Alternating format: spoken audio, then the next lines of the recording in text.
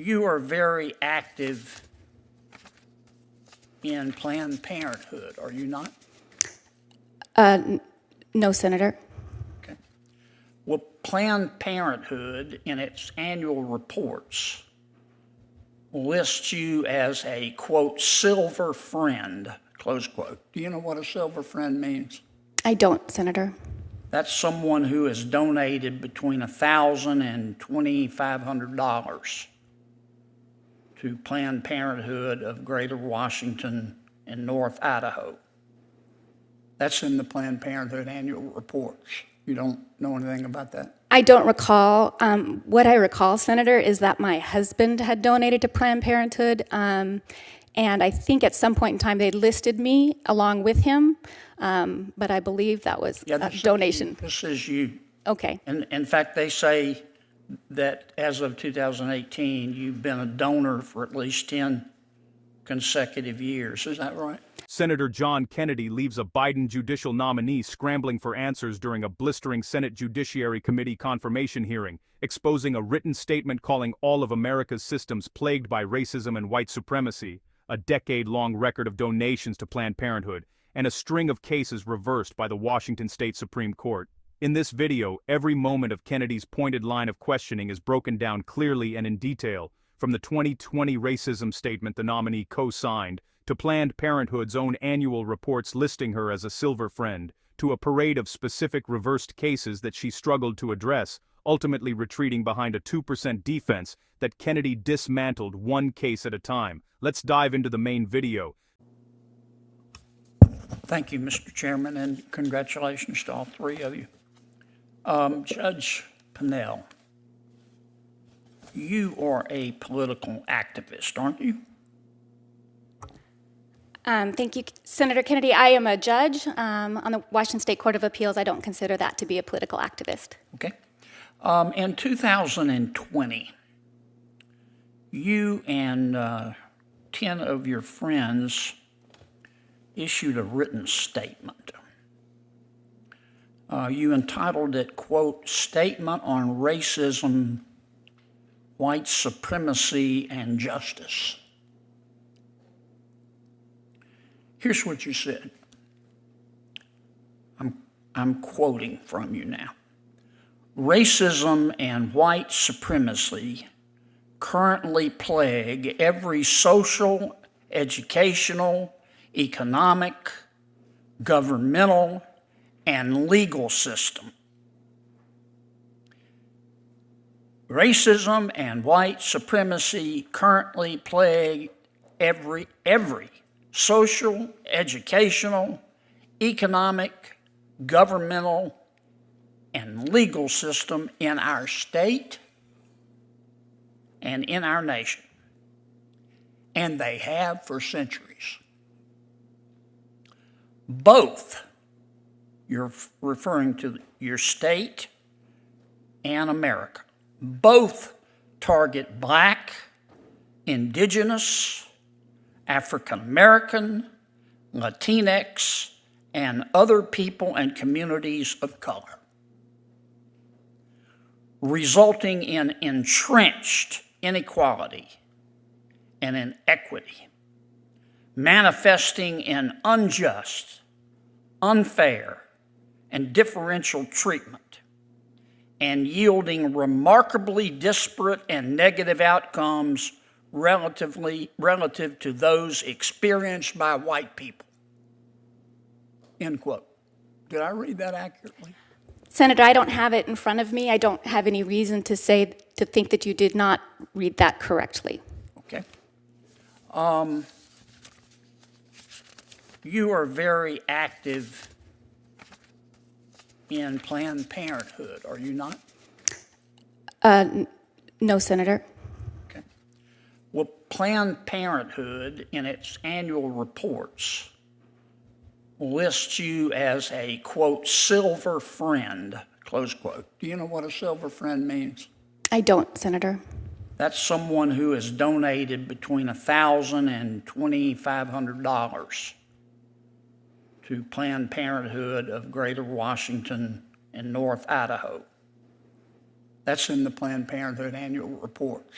You don't know anything about that? I don't recall.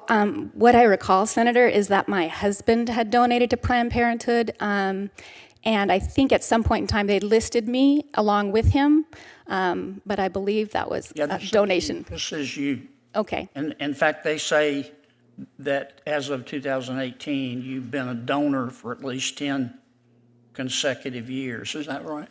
I do not recall donating them for the last 10 consecutive, 10 years before 2018 or 10? That's as of. I don't recall, Senator. Okay, you don't remember. Okay, let me ask you, you're on the Court of Appeal. Let me ask you about a few of your cases. Do you remember a case called State v. Westwood? I believe so, Senator. And you were reversed in that case, weren't you? Senator, in reviewing my cases, I think I've been reversed in about 2% of the cases that I've issued. I've issued almost... Were you reversed in that case, though? That was a very complicated case regarding sentencing law. But I'm going to run out of time, and I got a bunch of these. Okay. Were you reversed? That might have been one of the 2% of the cases. I think so. Reversed? I believe that was one of the 2% of cases, You remember Senator. a case called Personal Restraint of Heiress? That, I think, was the case regarding whether or not the person had been Were you deprived. reversed in that case? That was, I think I was not Were you reversed. reversed in that case, counsel? Senator, I think that I wasn't reversed as to outcome, but it was one of the 2% of the cases where the state Supreme Court Do you disagreed with the remember a analysis. case called Parental Rights of ALK? Were you reversed in that case? Senator, I think that was one of the 2% of my over 450 cases where there was a reversal. Do you remember a case called State v. Logbomb? I recall that case, Senator. That case. Were you reversed in that case? That was one of the 2% of cases. I issued an opinion to affirm a conviction, and the state Supreme Court overruled that and Remember reversed. a case called State v. Barboza v. Cortez? Were you reversed in that case? Senator, that case is not coming to mind. Again, I've issued over myself personally written over 450 decisions. You remember a case called State v. Telvik? Senator, I think I recall that name. That might have been one of the 2% of Were you reversed cases. in that too? That might have been one of the 2% of cases, Okay. Senator. Another case, Hendrickson v. Moses Lake School. Were you reversed in that case? Senator, I recall that case. I think that might have been one of the 2% of cases where the state Supreme Court disagreed with the analysis of another appellate court. Were you from the reversed? state. You remember a case called State v. Curry? Were you reversed there? Senator, I think you're reading off all the cases. I think that's one of the 2% of cases. Okay. How about a case called Estate v. Rathbone? Were you reversed? That's probably one of the 2%, Senator. How about a case called Douglas v. Shamrock Paving Company? Senator, that's a case where I was largely affirmed. The only thing that was a reversed, I included everything, even if it was just a partial reverse. The only thing that I was reversed on was an award of attorney fees. The substance of the law, which was rather new in that case regarding what constituted an investigation for an environmental So cleanup. you weren't reversed? That part of it I was affirmed. Yeah, I think that would be a surprise to the Supreme Court that you weren't reversed. Okay, thank you, Senator. I'm out of time. Thanks, Mr. Chairman, for Senator. your indulgence. Senator John Kennedy did exactly what every elected representative is constitutionally obligated to do. He asked the hard questions. He demanded real answers, and he refused to let uncomfortable truths be buried beneath carefully rehearsed talking points and selective memory. Critics will say Kennedy was grandstanding, playing to cameras, and scoring political points at the expense of a qualified jurist. But let us be honest about what grandstanding looks like. Grandstanding is vague. It is loud, but empty. What Kennedy did was the precise opposite. He arrived with documents, case names and numbers, donation records pulled from Planned Parenthood's annual reports, and a co-signed written statement in the nominee's own words. That is not a performance. That is preparation. That is a senator doing his job with the seriousness a lifetime judicial appointment demands. Because here is what the American people must never forget. Federal judges are not elected. They cannot be voted out.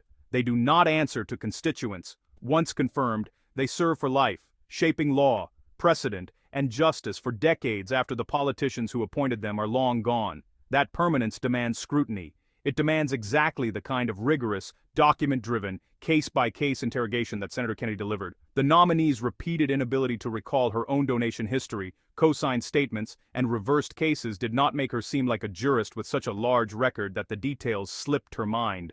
Instead, it made her appear unprepared for the seriousness of the moment and unwilling to take responsibility for her full record. A record that revealed not simply a legal professional, but someone with strong ideological commitments reflected in her writings, political donations, and the cases in which her decisions were later overturned. Senator Kennedy gave the American public something rare in modern Washington: transparency. He forced a reckoning with a record that deserved to be reckoned with. And in doing so, he upheld the Senate's most solemn responsibility: not to rubber-stamp nominees, not to defer to presidential preference, but to advise, scrutinize, and, when necessary, consent with eyes wide open. On this day, Senator Kennedy made sure those eyes were open. History will credit him for it.